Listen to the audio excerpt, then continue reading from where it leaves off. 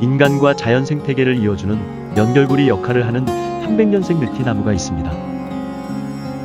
해마다 많은 생명들을 품 안에 품어 생명 탄생의 보루로서 꿋꿋이 버팀목이 되어주고 있습니다. 주인공 느티나무는 금강 미호천 수계 내에 충북당에 위치하고 있습니다. 나무 나이 300년에 나무 둘레 5m, 나무 높이 20m에 이릅니다. 지역의 수호신으로서 지역민들이 안녕과 풍요를 기원하는 대상물이자 지역의 정신적인 랜드마크 역할까지 해오고 있습니다. 이런 기념비적인 나무가 그 넉넉한 품 안에 생명을 보듬어 새 생명을 탄생케 하는 보금자리 역할을 해마다 해오고 있는 것이죠. 느티나무 자체가 하나의 생명체로서 또 다른 생명체를 탄생시키는 요람이 되어주는 것입니다. 생태적 기능 면에서 매우 중요한 위치에 있다고 생각합니다. 올해 이 느티나무는 후투티와 산비둘기, 물가치, 솔부엉이, 원앙 등 5가족을 품어 올해 태어난 새끼들의 고향이 되어 주었습니다. 이 중 솔부엉이는 천연기념물 324호, 원앙은 천연기념물 327호입니다. 특히 솔부엉이는 주로 밤에 활동하는 야행성이죠. 이 느티나무가 낮과 밤을 가리지 않고 생명들의 터전 역할을 하고 있음을 보여줍니다. 이들 중에서도 후투티와 솔부엉이를 중심으로 이 느티나무의 생태적 역할을 소개하겠습니다. 먼저 올해 이 느티나무에서 2번 새끼를 번식한 후투티부터 소개하겠습니다. 2021년 5월 3일 촬영한 장면입니다. 새끼가 자라 둥지를 떠날 날이 머지 않았습니다. 이에 앞서 이들 후투티 가족은 3월 20일쯤부터 이 느티나무에 나타나 번식철이 왔음을 알렸습니다. 이들 후투티 가족은 올해는 남쪽으로 뻗은 가지에 나무 구멍에 둥지를 틀었습니다. 그런데 왜 하필 작은 구멍에 둥지를 틀어 불편을 겪나 모르겠습니다. 열흘 전인 4월 23일 상황입니다. 어미가 새끼에게 먹이를 주려면 매번 안간힘을 써야 둥지 안으로 들어갔다 나옵니다. 둥지 안으로 들어가길 꺼려하는 걸 보면 어미 자신도 선뜻 내키지 않나 봅니다.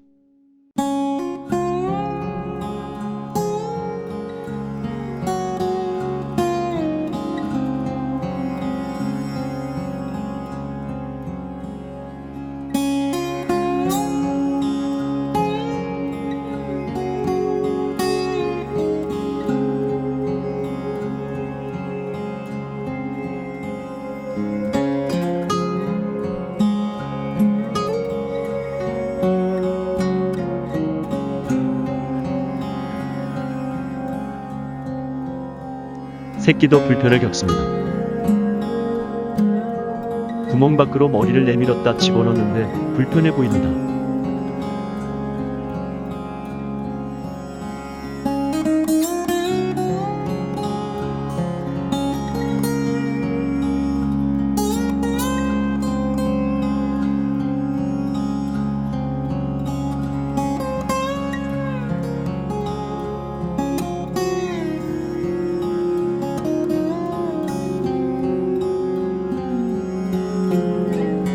새끼의 둥지 떠나기가 임박해지자 어미들은 다음 일을 도모하려 합니다.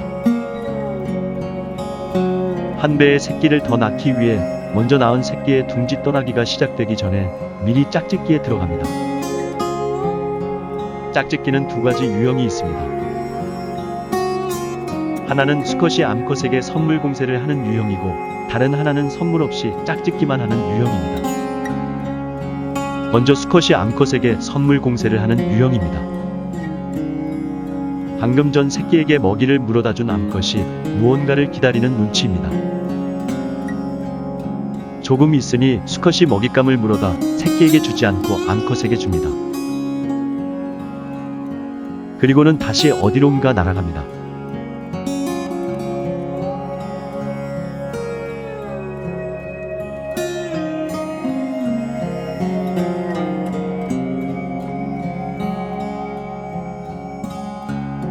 금세 또 먹이를 물어다 암컷에게 바칩니다. 암컷이 마다 안고 받아먹는 걸 보니 짝짓기를 하려나 봅니다. 후투티 부부에겐 미안하지만 함께 지켜볼까요?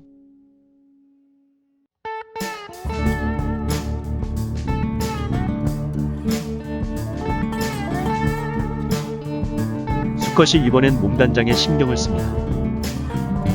암컷에게 잘 보이려고 그러는가 봅니다. 몸단장에 열중하던 수컷이 힐끗힐끗 암컷의 눈치를 보며 조금씩 다가갑니다.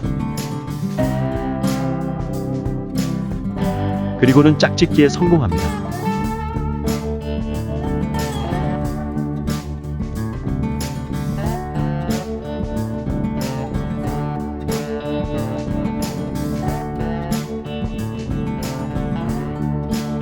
짝짓기 후 곧장 사라졌던 수컷이 다시 먹이를 물어다 암컷에게 바치면서 짝짓기는 끝났습니다.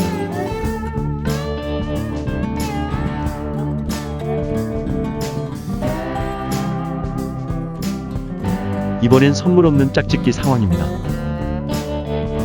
싱겁기는 하지만 암컷도 수컷의 행동을 거부하지 않는 걸 보니 짝짓기가 급했던 모양입니다. 이렇게 해서 이들 후투티 가족은 주인공 느티나무 품 안에서 올해 두 번째 번식을 통해 모두 6마리의 새끼를 키워냈습니다. 후투티는 보통 5개 정도의 알을 낳아 부화하는데 이들은 한 배에 3마리씩만 부화해 길렀습니다. 솔부엉이가 올해 처음으로 주인공 느티나무를 찾은 것은 지난 5월 19일입니다. 후투티가 두 번째 새끼 번식을 위해 두 번째 포란에 들어갔던 때입니다. 환경이 바뀐 탓인지 낮 시간대임에도 가수면 상태에 있다가 금세 깨어 몸단장을 합니다. 하지만 둘 사이는 여간 다정한 게 아닙니다. 서로의 깃털을 다듬어주고 마치 애무하듯 애정 표현도 합니다.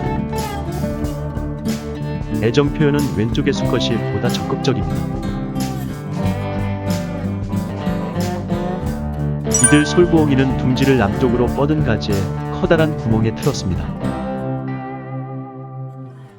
이들은 오자마자 알을 낳기 시작해 곧바로 알 품기에 들어갔습니다. 약 한 달 가까이 되는 포란 기간 동안 수컷은 둥지 가까이 앉아 꼼짝 않고 둥지와 암컷을 지켰습니다. 이어 3마리의 새끼가 부화했고 부화 후에는 암수컷이 함께 새끼 기르기에 들어갔습니다. 알에서 깨어난 지 일주일가량 지났을 때 들여다본 둥지 안의 모습입니다. 생각했던 것처럼 둥지 안은 넓고 새끼들은 아직 흰 솜털이 온몸을 덮고 있습니다. 솔부엉이 어미들은 해가 진 직후부터 활동하기 시작해 이튿날 새벽 해뜨기 직전까지 새끼 기르기에 전념합니다. 비가 오는 날에도 부지런히 먹이를 잡아다 새끼들에게 먹이는 등 정성을 다합니다. 그래서인지 새끼들은 빠르게 커갑니다. 부화 후 약 20일 만에 이렇게 컸습니다. 새끼들은 알에서 깨어난 지 27일째쯤 둥지를 떠나 느티나무 품에 안겼습니다. 이후 느티나무의 커다란 품에서 자유롭게 활동하며 자라났습니다. 어미들은 더욱 바쁜 나날을 보냈습니다. 암컷 어미가 커다란 먹잇감을 잡아 다듬은 뒤 새끼에게로 날아갑니다.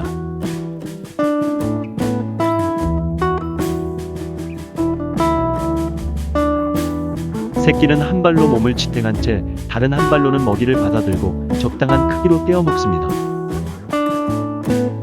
이렇게 성장한 새끼들은 지난 7월 26일 낮까지 주인공 느티나무의 품에 있다가 이날 밤에 어미들과 함께 제2의 삶을 살기 위해 날아갔습니다.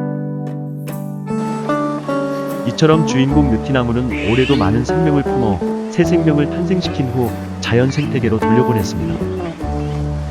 비록 인간의 영역인 마을에 위치하고 있지만 해당 지역을 기반으로 한 연생태계의 한 주체로서 제 역할을 톡톡히 하고 있습니다.